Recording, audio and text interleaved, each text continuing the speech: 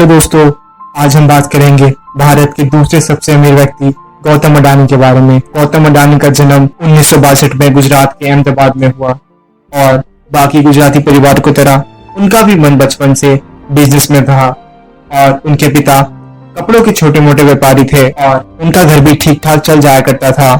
और अपनी schooling complete होने के बाद उन्होंने गुजरात यूनिवर्सिटी में बीकॉम के लिए अप्लाई किया। अपने कॉलेज के सेकेंड ईयर में उन्हें लगा कि उनका पढ़ाई में इंटरेस्ट नहीं है और उन्होंने सेकेंड ईयर में ही कॉलेज से ड्रॉप आउट ले लिया। कॉलेज से निकलने के बाद उनका मन बिजनेस सीखने में था, इसलिए वो मुंबई चले गए। मुंबई जाने के बाद उन्होंने 2-3 साल डायमंड कंपनी में काम किया। वहां पे उन्होंने डायमंड को अच्छी तरह से परखना सीखा और कुछ सालों बाद उन्होंने खुद का अपना डायमंड शॉप शुरू किया। गौतम अडानी ने जो भी बिजनेस किया वो उन्होंने खुद के दम पर किया। उन्हें अपने परिवार से कुछ भी नहीं मिला। उसी बीच गुजरात में उनके बड़े भाई ने प्लास्टिक बनाने वाली फर्म को अक्वायर किया और उनके बड़े भाई ने गौतम अडानी को अपने पास मदद के लिए बुला लिया। अपने भाई की मदद करने के दौरान उनकी एक्सपोर्ट और इंपोर्ट मार्केट में पहचान बढ़ने लग गई और 1988 में उन्होंने अपनी खुद की कंपनी अडानी एक्सपोर्ट शुरू की और वो बाद में अडानी एंटरप्राइजेस हुई।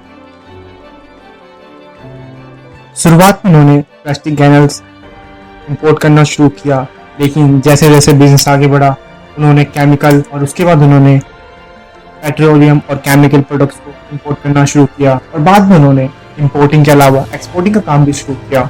इंपोर्ट एक्सपोर्ट के काम में कई बार चीज़ों की प्राइसेस बढ़ जाया करती थी, लेकिन गौतम अडानी जिस प्राइस से पहले डील हुआ करती थी उसी पे दिया करते थे, जिससे उनका विश्वास और बढ़ता गया। 1991 के बाद जब लाइसेंस राज खत्म हो गया तो प्राइवेट कंपनियों के लिए सुनहरा अवसर आगे खड़ा था और उसका फायदा गौतम अडानी ने भरपूर उठाया। 1991 के बाद उन्होंने इंफ्रास्ट्रक्चर में अपना बिजनेस एक्सपांड करना शुरू किया और 1991 में गुजरात गवर्नमेंट ने कच्छ के मुंद्रा पोर्ट को चलाने के लिए प्राइवेट कंपनी को ढूंढना शुरू किया और गौतम अडानी ने वो बिड जीत लिया। यहीं से उनकी सबसे बड़ी जर्नी शुरू हुई और आज मुंद्रा बंदरगाह इंडिया का सबसे बड़ा प्राइवेट बंदरगाह है। उनका इंपोर्ट एक्सपोर्ट का काम बहुत तेजी से बढ़ रहा था, इसलिए कई सारी शिप पोर्ट पर आती थी और उनका इंपोर्ट एक्सपोर्ट का काम बहुत तेजी से बढ़ रहा था, लेकिन कंजेशन के कारण उनकी शिप देर से पहुंचती थी, इसलिए उन्होंने पोर्ट सेक्टर में भी अपना बिजनेस एक्सपांड किया। और दूसरा प्रॉब्लम ये था कि उन्हें अपने बिजनेस में दूसरों की शिप यूज करनी पड़ रही थी और इस चक्कर में कई बार सामान लेट पहुंचता था।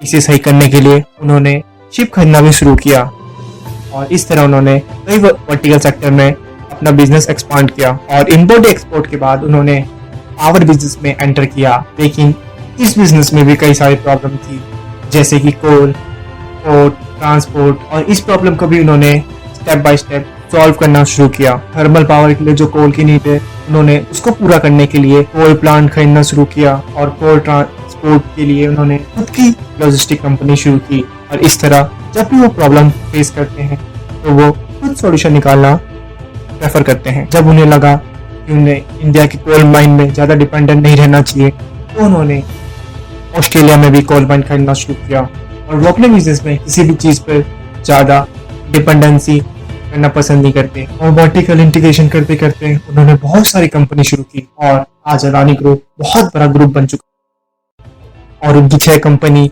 जैसे कि Adani Ports and Sales Limited, Adani Power, Adani Enterprises, Adani Transmission, Adani Green Energy और अडानी गैस, ये सारी की सारी स्टॉक मार्केट पे लिस्टेड है।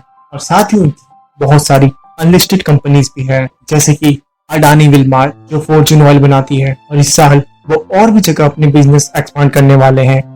और इस साल उन्होंने काफी बिजनेस में एंट्री ली है, जैसे कि उन्होंने रियल एस्टेट में भी एंट्री ली है और अहमदाबाद में वो मेगा टाउन बनाने वाले हैं। और हाल ही में उन्होंने एविएशन सेक्टर और डाटा सेंटर में भी एंट्री ली है। और पिछले साल गवर्नमेंट ने 6 एयरपोर्ट के लिए प्राइवेट प्लेयर से बिड मंगवाई थी, जिसमें से 5 गौतम अडानी ने जीत लिए हैं। और वही बात हम डाटा सेंटर की करें तो वो साउथ इंडिया में अपना खुद का डाटा सेंटर शुरू कर रहे हैं, जिसके लिए वो 20 साल में 70,000 करोड़ का इन्वेस्टमेंट करने वाले हैं। और इसके अलावा उन्होंने कई सारे बिजनेस एक्वायर किए हैं, जैसे कि रिलायंस पावर का उन्होंने इलेक्ट्रिसिटी ट्रांसमिशन का बिजनेस एक्वायर किया है, GMR का थर्मल पावर प्रोजेक्ट और LNT का कट्टुपल्ली पोर्ट। और वो इस तरह नए बिजनेस में आगे बढ़कर और पुराने बिजनेस को एक्सपैंड करके आगे बढ़ रहे हैं। हर बिजनेस में सक्सेस मिली है। अडानी को अपना बिजनेस एक्सपेंड करने में बहुत कैपिटल की जरूरत पड़ी और कैपिटल के लिए उन्होंने बैंक लोन और बॉन्ड पे डिपेंडेंसी दिखाई है।